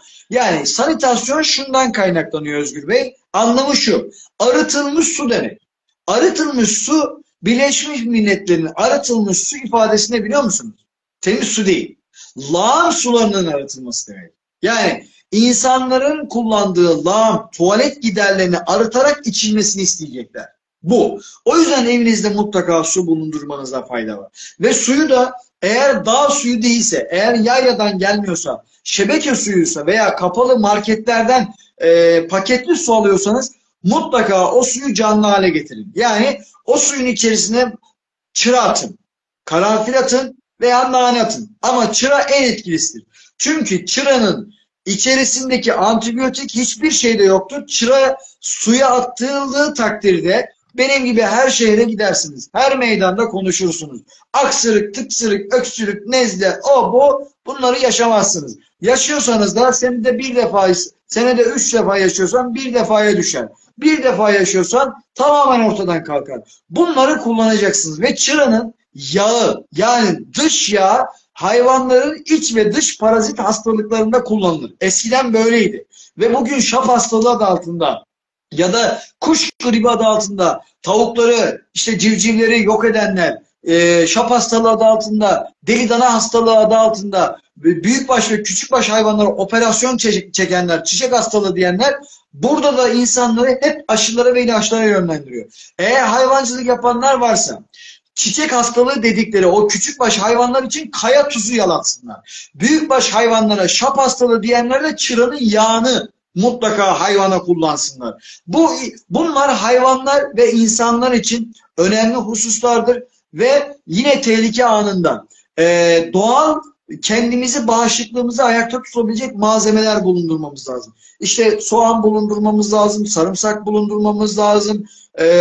Yani bunun gibi birçok şey, yağlar bulundurmamız lazım. Nane yağı, kekik yağı, karanfil yağı, bunları bulundurabilirsiniz. Çünkü olası nükleer olaylar olabilir, başka siber enerji saldırıları olabilir. Bunlara karşı kendinizi muhafaza etmeniz gerekiyor. Çok Detay özür çok fazla. dilerim hocam. Kitapta yer verdim. Çok Buyurun. güzel. Şimdi Aysun Hanım, oradan ben bir yandan da yazılan yorumları okuyorum. Aysun Hanım demiş ki hocam bizi korkutuyorsunuz demiş. Aysun Hanım sizi korkutmuyor. Sizi hazırlamaya çalışıyor. Evet, başından beri dinlemediğiniz için şu anda biz öyle bir derdimiz yok. Aslında hocam evet, çok büyük bir şey anlatıyor bize. Çok büyük bir önlem anlatıyor. Nasıl önlem alabiliriz anlattı bize. Ben saydığı önlemler içerisinden 2 şeye değinmek istiyorum hocam. Belki bu şekilde ben de akledememişim ama belki geleceğe böyle yatırım yapmışım. Şöyle ki benim bu mesleğe sahip olmam, yani deri işine sahip olmam. Ben İTÜ mezunuyum hocam. İstanbul Teknik Üniversitesi Konservatuar mezunuyum. Temel bilimler, Çoban Kavalı benim branş sazım. Yıllarla da birçok sanatçıyla çalıştım. Bir gün müzik öğretmenliği yaparken pandemide maalesef biz o aşılara maruz kaldık. Yani dediler ki özel okuldaydık, siz bu aşıyı olmak zorundayısınız ve okula gelemezsiniz veyahut da istifa edin gibi. Dedik yani işte rızık endişesi olunca biz o aşıları olduk. Ondan sonra kapanma gelince biz memleketimize gittik. Dedim ki eşime dedim buralar çok kötü olacak, biz Isparta'ya gidelim, bir sera yapalım, babanın evini düzeltelim. Hocam bir sera yaptık, domates, biber bilmem ne, orada yaşamanın 2 sene bize orada cennet gibiydi. Bütün mahalleye dağıttık. Biz şehirden gidince insanlar şey diyordu, lan geldi bunlar bir şey yapacak falan. Hocam ben Kova burcuyum, teknolojiyi çok seviyorum, su hatları çektim, damlama sular çektim, bir oldu bir güzel oldu, koca mahalleye dağıttık biz onu. Ve orada hocam Kuyucak denen lavanta diyarı var. Orada da nasip oldu. Dediler ki siz burada karı koca şey yapın. E, Bir yer açın, stand, lavanta ürünleri satın. Benim enstrümanları gören birisi dedi ki abi müzisyen misiniz? Ya hasbelkader çaldık söyledik. Ve hep içinde şey var hocam. Biz böyle senkronize dersler yapıyoruz. Matematikte beraber, sosyal bilgilerle beraber müziği böyle İngilizceyi özdeşleştirmeye çalışıyoruz. PYP eğitim sistemiydi. Çocuklar meslekleri bilmiyordu hocam. Çok önemli bir şeye değindin hocam. Meslekleri bilmiyorlardı. Birkaç yıl sonra arkadaşlar hocam anlatıyor, korkutuyorsunuz diyorsunuz. 5-6 yıl sonra berber kalmayacak be. İnsanlar kendileri tıraş olacak. Çırak yetişmiyor. Araba tamircisi kalmayacak arkadaşlar. Neyi korkutuyor hocam? Hiçbir şey korkutmuyor. Vallahi çocuklarınız meslek arayışındaysa çıraklığa verin. Sanayiye verin. Yemin ederim bir araba yapmayı öğrensin. Kaporta öğrensin. Dua edersiniz ya öbür gün. Berberliğe verin. Sonra ben hocam bir şey tasarladım. Milli Eğitim Bakanlığı'na yazdım. Dedim ki bakın bunlar ölmeye yüz tutmuş sanat dalları. Lütfen bana imkan tanıyın. Ben bir günlük çırak diye bir şey çekmek istiyorum dedim. Çocuklarımıza iş dallarını, kollarını öğretmek istiyorum dedim. Ben bunda dedim çocuklarımıza bunu kendimi hissediyorum, sorumlu hissediyorum. Kimseden cevap yok. CİMER'e yazdım, Milli Eğitim Bakanlığı yok. Aldım hocam kötü bir telefon. Bir de mikrofon aldım. Gittim Anadolu'ya, oraya buraya. Bir günlük çırak diye bir programa başladım. İlk bölümde deri işi hocam. Deri işini ben o 4 sene önce orada öğrendim. 46 bölüm çektim. Kaportadan tut, elmas tasarımından tut, cam eşya işlemesinden tut, İskender garsonluk, neyden 46 bölüm mobilya dekorasyondan tut. Bugün bir günlük çırak yazdığınızda YouTube'a 46 bölüm izlersiniz meslek olarak. Birinci maddeye hocam bir yatırım yapmışım. Gelelim ikinci madde, ata tohumu. Hocam ağzın bal yesin, öyle bir şey dedin ki insanlara. Çok önemli arkadaşlar. Bakın İsrail'in verdiği tohumların alayı zehirli. Bizim topraklarımızı mahvediyorlar. Bütün tarım alanlarındaki o verimliliği mahvediyorlar. Nadasa bırak, istediğin kadar nadasa bırak. Sen oraya bir kere zehirledikten sonra hiçbir şey yetişmiyor orada. Arkadaşlar ata tohumlarını, özellikle bu konuyu çok önemsediğim için birkaç tane çekim yaptım ben gene hocam gibi. Ücretsiz olarak verenler var. Lütfen bana ulaşın veya ben sayfama, yani bu yayın bittikten sonra o benim görevim olsun. Ata tohumunu ücretsiz olarak veren arkadaşların linkini bırakayım. Onlarla iletişime geçin. Hatta bir tanesi hocam şöyle onunla yayın yaptık. Eskişehir'de bu abimiz ilan vermiş. Eşyalarımı tarım eşyalarımı satıyorum diye, malzemelerimi. İşte bunda mazot pompası, bilmem ne, pancar motoru, su motoru falan. Ulaştım abi, dedim hayırdır? Dedi ki kardeşim biz ücretsiz veriyoruz bu tohumları. Ama dedi hani kargo ücreti var dedi. Ben çiftçiyim de onu karşılayamam. Ben onu gönderdim, vay parayla satıyorsun diye, 50 liraydı o zaman. Bütün kargoları geri göndermişler adama. 25 bin lira kargo parası çıkmış, onları satıyordu. İşte öyle yayınlarla sağa sola duyurarak onun kargo parası ödendi, eşyalarını kurtardı. Arkadaşlar şu anda da sanırım bir arkadaşımız var. 210 lira herhalde kargo bedeli, bilmem ne bedeli adı altında 210 lira veya 110 lira böyle bir şeydi. Size ücretsiz olarak tohum ulaştırıyor. Ben sayfama koyacağım. Hocam araya girdim, hakkını helal et. Beni de çok heyecanlandırdı söylediğin şeyler. Çok doğru şeyler çünkü. Estağfurullah. Bu yayını aynı zamanda bu yayını YouTube'a koyacağım. Bir de sizin sayfanıza da etiketleyeceğim. Tamam. Sizde de olsun hocam. Tamam. Dinliyorum hocam. İşbirliği diye bir şey var ya, beni de etiketleyin, ben de paylaşmış olayım. Tamam hocam. Tamam. Yani Aynen biz öyle. insanları korkutmuyoruz. Biz hem planları anlatıyoruz. Çünkü bu sefer planları anlattığımız zaman başımıza gelebilecek olan hususların, ben belgelerin bilgilerini görüp okuyup kitaplaştırmış bir insanım. Ve bunu meydanlarda insanlara anlatıyorum. Bana bunun bir faydası yok ki, Kadıköy Meydanı'na niye haykırıyorum ben? Neden? Dışarıdaki insanlara, o sahilde, kaldırımlarda yürüyen insanlara sesleniyorum. Dur diyorum, bak buraya bak, bana bak diyorum, beni dinle diyorum. Bana bunun bir faydası yok ki. Ben insanları uyandırmak için uğraşıyorum. Bir, başımıza gelecek olanları biliyorum. Ama bir taraftan da bana çözüm soruyorsun, çözüm sunuyorum işte. Bu korku değil. Eğer sen çözümü korku diye algılıyorsan o senin sorunun, benim sorunum değil. Ama ben sana hayatta ve ayakta kalmanın prosedürlerini ve ipuçlarını söylüyorum. Biz Covid döneminde de öyle. Aşı olmayın, bunun çözümü bu şekildedir dediğimiz zaman yine bize korkutmayın insanları, bırakın aşı olsunlar diyorlardı. O zaman da yine böyle bir ters bir denge vardı. Aşı olmayın diyordum, altında birisi yorum yazıyordu. Ya sen niye insanları korkutuyorsun, bırakın aşı olsun diyordu. Bak, oysa ki ben korkmaması için söylüyordum onu, aşı olma diye. Ama bugün aşı olanlar doktorlara gidiyorlar, onlara antibiyotik yazılıyor, mide koruyucu yazılıyor, serum takılıyor, bilmem ne oluyor. Bunların hepsi hikaye, bunların hepsi çöp. O aşılardan, o ilaçlardan uzak durmanız lazım. Uzak durmanız lazım. Yapmanız gereken şudur. Bakın, her zaman söylüyorum, yine söylüyorum. Özellikle aşı olanlar. Bu yayını aşı olanlara paylaşabilirsiniz ve yakınlarınıza bunu not alabilirsiniz. Bakın, aşı olanlar neyle vücudunuza girdi o aşılar? İğnelerle girdi. Yani iğneyle giren zehirler vücudunuzdan iğneyle geri çıkacak. Ama hangi iğneyle? Kimyasal iğneyle giren spike proteini çam iğneleriyle geri çıkacak. Çam iğnesi kullanacaksınız. Çam iğnesi. Dünyada iğnesi olan tek ağaç çamdır. Uzun iğnesi. Uzun yapraklı. Bu nedir biliyor musunuz? Bu bugünler içindir. Bu bugünler için bir sistemdir. Allah'ın bize sunduğu bir en önemli şifa kaynağıdır. Neden çam? Yani niye başka bir şey? Niye köknar değil? Yani. Niye ne bileyim başka bir ağaç değil? Örnek veriyorum. Ya da niye gürgen değil? Bakın şundan dolayı. Çam iğnesinin içerisinde acımsı bir tat vardır. O acımsı tadın adı süramindir. Yani süramin asitidir. Örnek veriyorum, içtiğiniz bir asitli bir gazlı içeceği düşünün. Asit olduğu için bulunduğu yere diye ses çıkar. Süramin asitindeki o tat çam iğnelerinde vardır. Ve çam iğnelerindeki o süraminin içerisindeki o maddeyi alırlar. Afrika'da ölümcül hastalıklarda kullanırlar. Allah Şifa niyeti.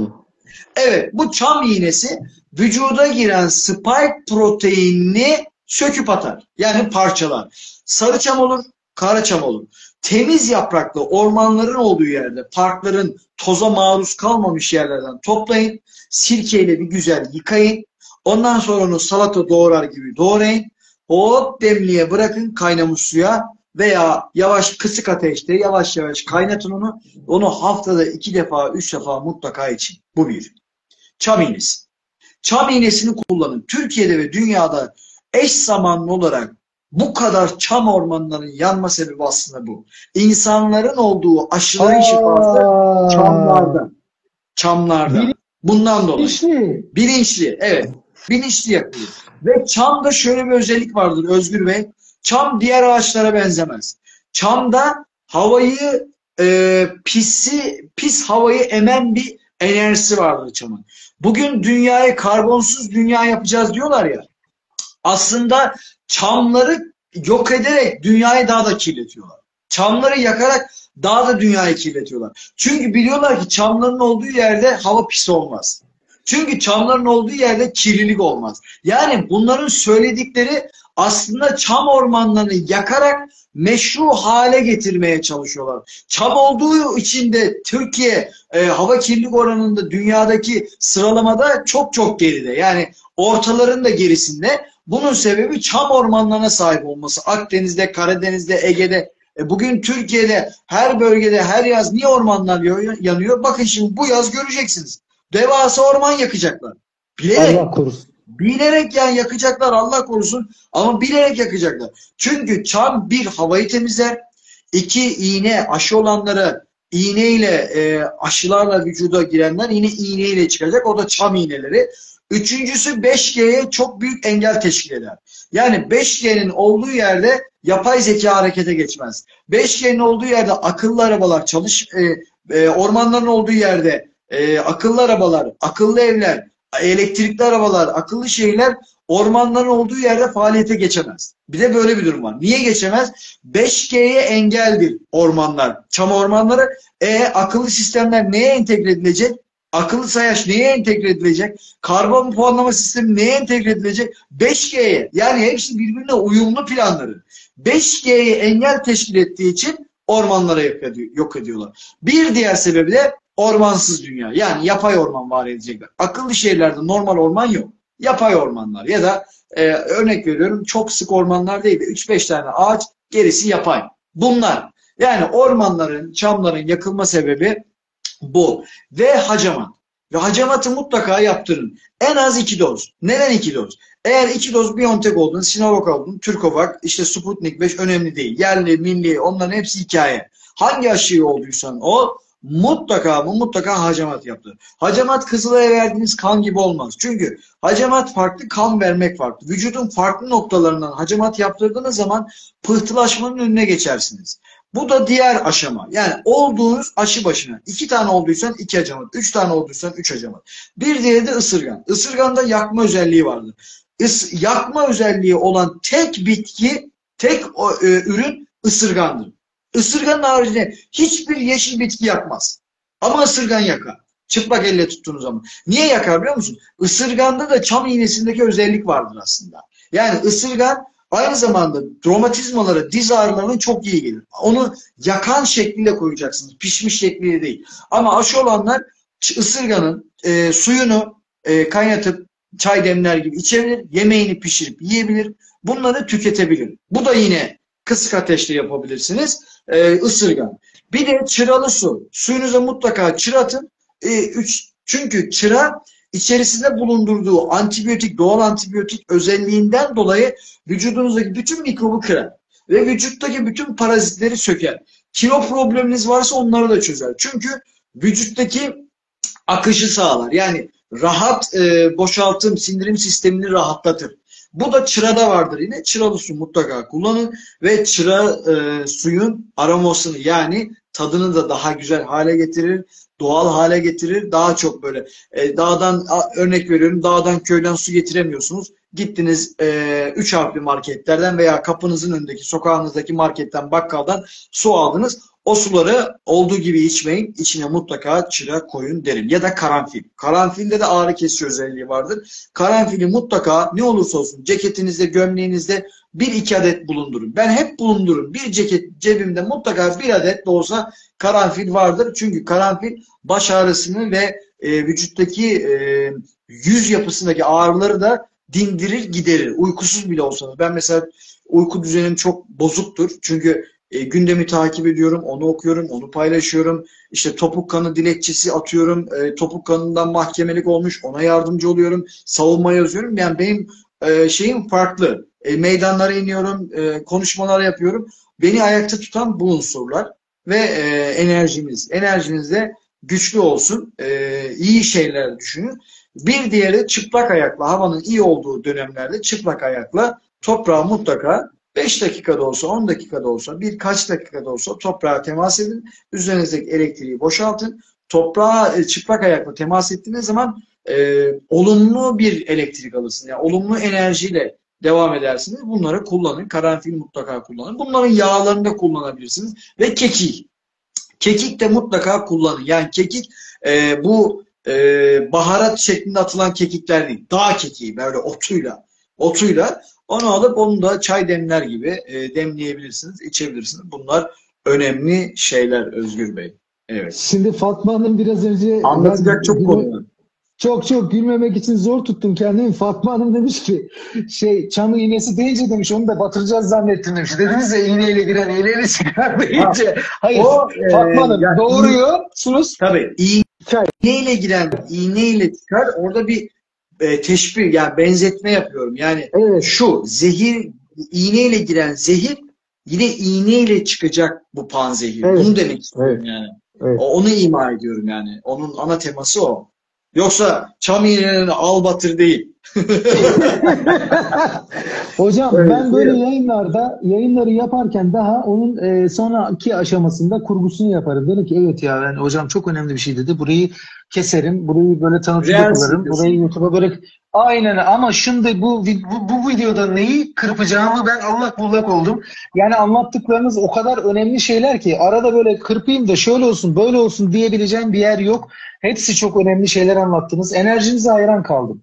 Teşekkür Ben ederim. ne zaman ihtiyaç duyarsanız hocam, benim de bir tane enişte Doblo'su var bende. 2008 model ama iş görür. Bir gün başınız dara düşerse telefonum var, arayabilirsiniz. Yapacağım bir Ben şey şöyle olursa diyorum. arayabilirsiniz. Ben bazen toplantılarda şunu diyorum. Başınız düşerse dara, Ali Osman Önder'i ara. Sen de, seninki de öyle oldu şimdi. Eyvallah. Aynen öyle. Elimden geleni yapmaya çalışırım. Onun dışında da iyi, fena şoför değilimdir. Yıllarca işte konserlere giderken falan tecrübemiz fena değil.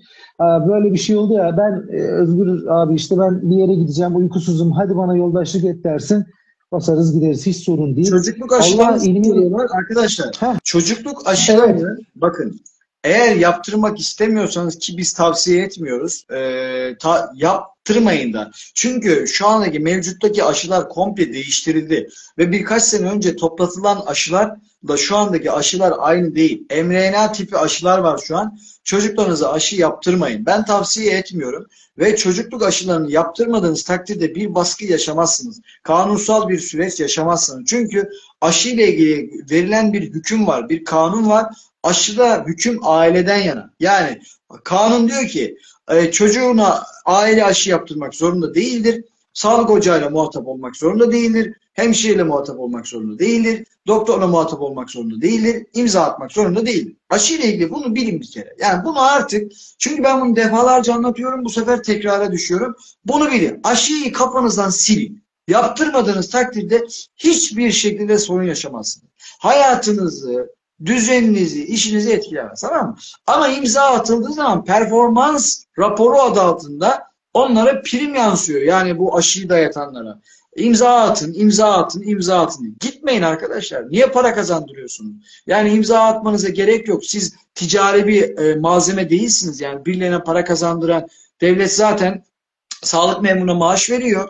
Yani ekstradan sen imza attığın zaman niye senin üzerinden? Benim üzerimden para kazanmasın kardeşim. Ben sevmiyorum. Benim bedenim, benim vücudum üzerinden niye para kazanasın ki? Niye benim imzamla para? Ben buna karşıyım. Ama siz bilirsiniz. İmza atsanız da atmasanız da yasal sorumluluk yaşamazsınız. Ama ben atmayın diyorum. Aşı. Hocam Topuk kanında öyle topuk değil. kanı sormuşlar. Topuk kanı farklı arkadaşlar. Bakın, topuk kanıyla aşının hükmü farklı. Yani neden farklı? Bunu bazı sayfalar yanlış anlatıyorlar. Konuya vakıf olmadıkları için Arap saçına çeviriyor. Yani karman çorman hale getiriyorlar yani. Allak bullak böyle değişik bir durum oluyor.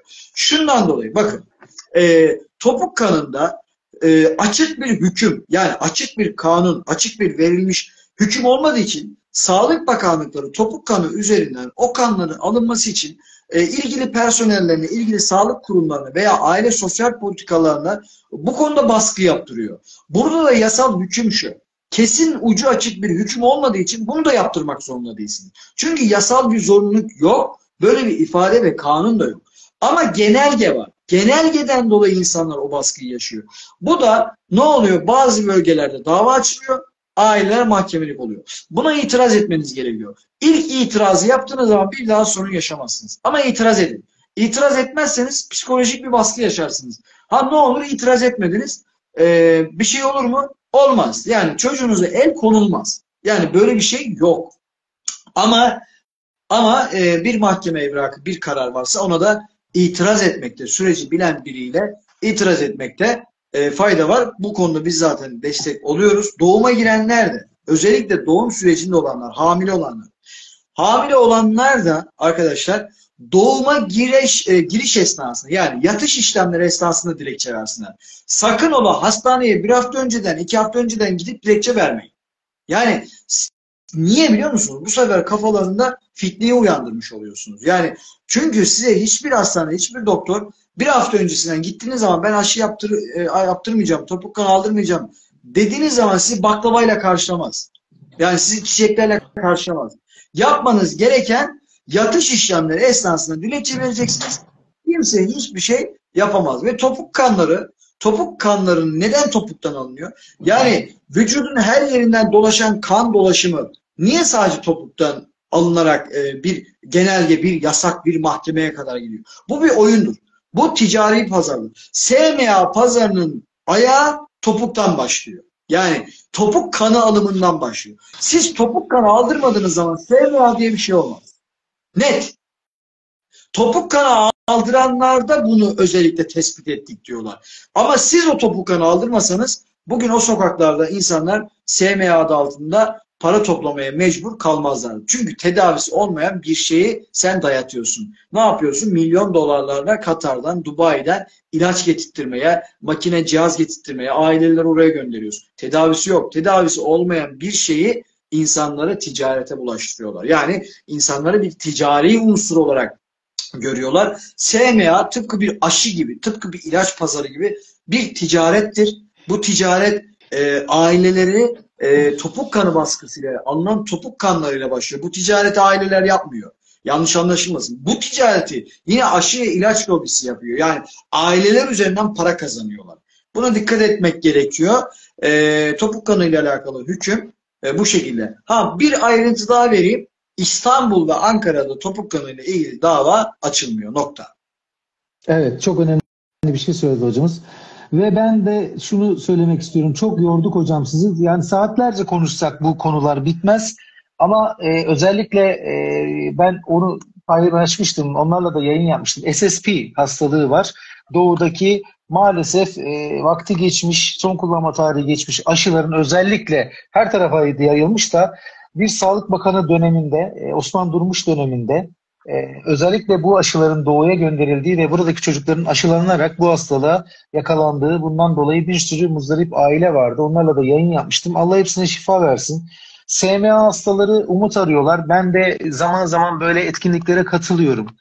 Tabii ki ben bu durumunu bilmiyordum. Yani ben hani tedavi olanabilen bir hastalık olarak biliyordum ama maalesef tedavisi yoksa o insanları para tuzağına çekmek ayrı bir Şöyle sahtekarlık. topuk kanları gen merkezlerine götürülüyor birçoğu ve şöyle bir durum var Özgür Bey. Biz yıllardır bu konuyla ilgileniyoruz. Topuk kanı aldırmayan on binlerce insana bizzat dilekçe gönderdik biz. Yani bizden alıyor genelde insanlar. Ve ben topuk kanı aldırmadığı için diyorum. Bakın aldırdığı için demiyorum. Aldırmadığı için pişman olan ve SMA olan yok. Allah Allah. Her şey Çok verildikten ilginç bir şey sonra. söylediniz. Vallahi çok enteresan yani. Peki topuk kanı alındıktan sonra nasıl bir süreç oluyor da Teste SMA gidiyor. hastalığı Topuk yükseliyor? kanları teste gidiyor, SMA testine. Aile arıyorlar, sizde negatif çıktı. İşte bir daha kan almamız lazım diyorlar. Bu sefer çocuğunuzda SMA çıktı diyorlar. Aile bizi arıyor. Çocuğumda hiçbir sıkıntı yok. Her şey yerinde, yürüyor, geziyor, emiyor, işte ağlıyor, gülüyor. Yani çocuğumda hiçbir şey yok diyor. Dedim sen topuk kanı aldırdın mı? Aldırdım. İşte burada kaybettin. Burada topuk kanı aldırdığın için sana SMA tespiti koymaya çalışıyor. Yani olmayan bir hastalığın tespitini koyuyorlar aslında. Covid gibi yani. Oo. Gripin adına Covid dediler, onun gibi. Sonraki tedavi sürecinde o zaman bu hastalık ilerliyor. Verilen Evet, ilaçlarla. işte bunu çözmek gerekiyor. Ya bunu iyi anlatmak gerekiyor. SMA testi için topuk kanı veren insanlarda SMA oluşuyor. Topuk kanı vermeyenlerde bir sıkıntı yok. Aman aman ya Rabbi. Yani Aman ya Rabbi. böyle de bir gerçek var. Ben çünkü işin içerisindeyim. Ben bu konudaki hukuki şeyim iyidir. Avukat değilim ama insanların genelde hukuksal süreçlerini ben yürütüyorum bu konuda. Yani ben savunmalarını yazıyorum, evraklarını okuyorum. Ben bugüne kadar 40 bine yakın insanın topuk kanı davasına bakmış birisiyim. Evraklarını okumuş bir insanım. Bugüne kadar 40 bin insanda topuk kanı aldırmayan 40 bin insanda hiç böyle bir hastalık yok. Hocam ben bu konunun cahiliydim. Şu anlattığında gözlerim doldu. Gerçekten yani bu topuk kanı alındığı için mi bu yavrucaklar bu Evet. hastalığı ediniyorlar? Topuk kanı alınmasa Bu mu böyle yani? bir durum olmaz. Bu mu hocam? Gerçekten bu topuk kanından aldıkları için mi Bu. SMA alıyorlar? Evet, bundan oluyor. Böyle bir gerçek var. Allah'ım ya. Çünkü işin içerisindeyim. Bugüne kadar bana bir kişi bile arayıp da Ali Osman Bey Sizin yüzünüzden topuk kanı aldırmadım. Çocuğumda şu hastalık oldu diyen hiç çıkmadı. Aksine herkes teşekkür ediyor. Öyle değil mi? Bak burada destek alanlar vardır. Yazsınız arkadaşlar. Yani Ay. dilim tutuldu. Ne desem bilemedim.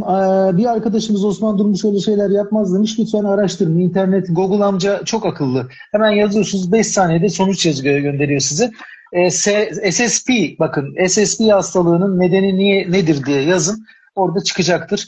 Biz kimseyi burada zan altında Ben bırakmıyoruz. şunu söyleyeyim Bırakmak da Özgür Bey. istemiyoruz. İlaca ve aşıya bağımlı bir nesil. Bu. Müşteri ayağı kesilmeyen bir nesil. Müşteri ayağı kesilmeyen bir hastane. Müşteri ayağı kesilmeyen bir aşı ilaç lobisi. Bunlardan uzak durduğumuz zaman aslında biz hem duyu organlarımız daha iyi çalışır. Yani düşünme yetimiz. Çünkü kullanılan ilaçlar insanların organlarını da kapattı. Yani düşünme yeteneğini kapattı. Sadece telefona ve dijitale bağımlı bir olaya döndü o. İnsanlar düşünemiyorlar şu an. Sağlıklı düşünemiyorlar. Niye biliyor musunuz? Kullanılan en basit bir ilacın, hapın bile 5 sene sonra, 6 sene sonra farklı hastalıklara sebep oluyor. Alzheimer'a sebep oluyor. Unutkanlığa sebep oluyor.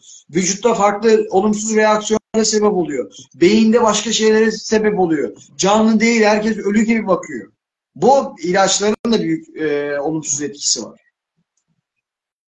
Tıpkı PCR testi Yani, bak mesela PCR. Topuk kanları PCR testiyle tespit ediliyor. Ve %100 doğruluk oranı kanıtlanmış bir şey değil yani. PCR'da nasıldı? Nezlesin pozitif çıkıyor veya değilsin negatif çıkıyor. Ya böyle bir saçmalık olur mu? Ne oluyordu o zaman? Al sana 16 tane ilaç. Sen nezlesin, testin pozitif çıktı. Kullan 16 ilacı. Topuk kanı da böyle. Testler yani o PCR testleriyle PCR çubuklarıyla yapılıyor o topuk kan testleri. Sen ona nasıl güvenebiliyorsun? Neye güveneceksin? Ve bunun gibi biz çok vaka yaşadık. SMA tespiti konulan ve SMA hastalığı konulan bir aile bana ulaştı. Dedi ki Ali Osman Bey böyle böyle biz ne yapacağız? Başka yere yaptırdınız mı testi dedim. Hayır dedi gidin yaptırın dedim. Orada da tam tersi çıktı. Ya bu kadar. Ve aileye o ilaçları kullanmadı. Allah Allah, Allah Allah. Yani bu yeni Yani doğan bunlar çetesi vardı ya hocam. Yani yeni doğan çetesini görmeseydik belki yeni derdim ki doğan alo, çetesinin alo, aslında bu. Yeni doğan çetesinin aslında yaptığı iş bu. Yani yeni doğan çetesi bundan para kazanıyor. İyi ki ahiret Bu kadar ne? var. Yani ben inanıyorum. Herkesin inancına, diline, dinine, ırkına, mezhebine saygı duyuyorum. Ama iyi ki ben inanıyorum. İyi ki bir hesap günü var. İyi ki hesaplaşacağımız bir yer var. Gerçekten Toplum için de bir şeydir bu. Çocukların cinsel eğilimlerini değiştirme anlamında bir operasyondur aynı zamanda. Çünkü evet. Çünkü yeni dünya düzeni de nedir diye sordunuz ya bana yayının başında. Yeni dünya düzeni nakişsiz, mülkiyetsiz, cinsiyetsiz, topraksız, gıdasız, hayvansız, güneşsiz, bulutsuz, yağmursuz bir dünya. İnsansız bir dünya. Aslında Elon Musk'ı seversiniz, sevmezsiniz bilmiyorum ama şurada bir olay var. Yani çocuğuna da onun bir test yapılıyor biliyorsunuz hocam. Trump'la onun yaptığı şeylerden birisi, iyi şeylerden birisi, şimdi yiğit öldür hakkını yedirme. Ben Amerika'yı ve onları hiç sevmiyorum ama en azından evet, orada dur diyorlar, bir dur bakalım diyorlar. Benim çocuğuma bu testi yaptınız, yapamazsınız diyorlar ve inanılmaz derecede baskı yapıyorlar. Onlar cinsiyetsizleştirmenin sonuna kadar karşısında duruyorlar. En azından şuna baktığın zaman bilinçliler mi bilmiyorum, herhalde bilinçlilerdir. İklim yasasının da karşısında durdular, iptal ettiler Amerika için. Ben ülkemizden de aynı dirayeti görmek istiyorum her iki konuda da. İnşallah şu tabelalarımızdan da İklim Bakanlığı yazısı bir an önce silinir. Amerika'da bundan 2 hafta önce iklim değişikliğiyle alakalı çalışma yapan bütün vakıflara, derneklere, akademisyenlerin işlerine son verildi. Ve böyle bir yapı ve kurum kalmadı. Türkiye'de de olması gerekiyor. Elon Musk iyi polis, kötü polis rolünde hareket ediyor ama çocukları için mücadele Donduk herhalde. Bir bağlantıda bir donma oldu sanırım. Evet, çocukları için mücadele ediyor Elon Musk. En azından iyi polis, kötü polisi oynuyorlar. Doğru söylüyorsunuz hocam. Ama dediğim gibi Amerika en azından bu konuda şeyleri aşabilmiş durumda. İnşallah biz de aşarız. Sağlık Bakanlığı neden var? Biz sorularınızı okuduk. Sorularınızı okudum ben. Hocamın bağlantısı da muhtemelen koptu. Dondu hocam veya ben göremiyorum. Evet, hocam düştü. Ben şu anda tek kaldım. Güzel bilgiler verdi hocam. Çok da yorduk. İyi ki sizlerle tanıştık.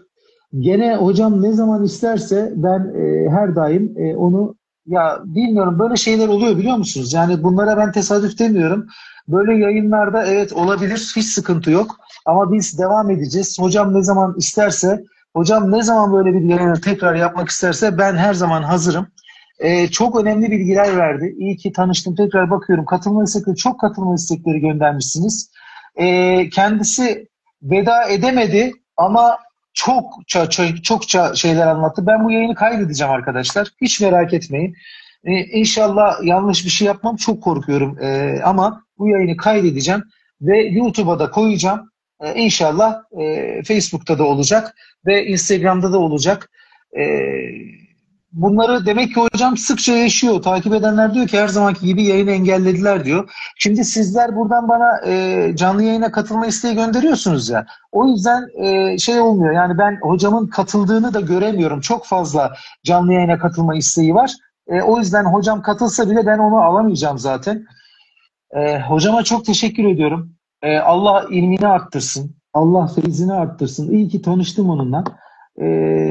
Ali Osman Bey'e kesinti yapmayacaklar da kime yapacaklar? Yani özellikle şey konusunda arkadaşlar, ben bu ata tohumu konusunda sizinle paylaşacağım. 2 sayfa var. Güvendiğim 2 sayfa var. Çünkü bir de şunu anlatayım. Yıllar önce bir çekim için 7.000 yıllık buğdayın hikayesini anlatmak için bir yere gittim. Ve arkadaşa dedim ki bak bundan para alıyor musun dedim. Kesinlikle almıyorum dedi. Ben inanılmaz bir YouTube çekimi yaptım onunla ilgili ve onun için beste yaptım biliyor musunuz? Müzisyen kimliği var ya. O bilmem neyin buğdayı diye beste yaptım. Sonra bir öğrendim ki benim arkadaşlarımdan birisi onu çok ciddi bir şekilde parayla satın almış. O yayınları kaldırdım, sildim. O yüzden de 2 tane güvendiğim insan var. Bunlar parasız olarak satıyorlar arkadaşlar. Ben size o şeyleri göndereceğim. Linkleri göndereceğim. Valla istedikleri kadar engellesinler. Sonuçta kader gayrete aşıktır. Hocam gayret ediyor. Onun için de ve ayrıca şöyle e, marifet de iltifata tabidir. Ben Ali Osman hocamı sizin müsaadenizle kocaman alkışlıyorum. O daha sonra bunu sizin de alkışladığınızı biliyorum. Daha sonra bu yayını izleyecektir. Hocam çok teşekkür ediyoruz. Allah'a emanet diyorum. Herkese hayırlı akşamlar diliyorum. Hocam sizin adınıza da hoşça kalın dedim. Tekrar görüşmek üzere.